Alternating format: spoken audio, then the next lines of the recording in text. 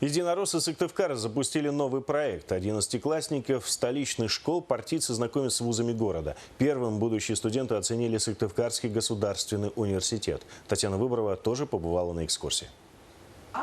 Будущих выпускников 21-й школы сначала пригласили в музей СГУ. Это, так сказать, экскурс в прошлое вуза. Ребятам рассказали, как начиналась почти 40-летняя история университета. Тогда здесь учились всего 350 человек, сегодня это 7000 студентов.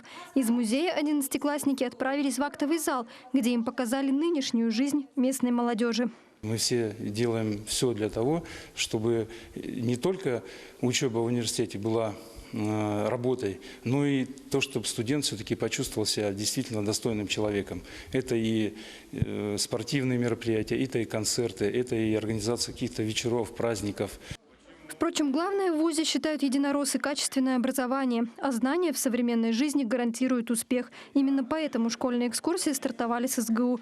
Замсекретаря политсовета Сыктывкарского отделения партии Евгений Нечаев говорит, именно университет дал ему путевку в жизнь. Он 4-жды выпускник этой альма-матер. Я сам в прошлом студент данного университета, закончил в нем 2 факультета, экономический и юридический, прошел профессиональную переподготовку управленческих кадров, президентскую, а также арбитражное управление. Как признались партийцы, новый проект не только помощь в профориентации будущим абитуриентам. Сегодня главная задача – сохранить для города молодежь.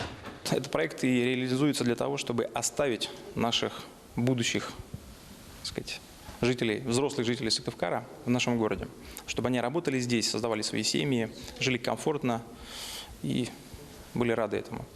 Многие школьники после экскурсии действительно задумались, а стоит ли покидать родной город. К примеру, Полина Моисеева теперь подумывает поступать на экономический.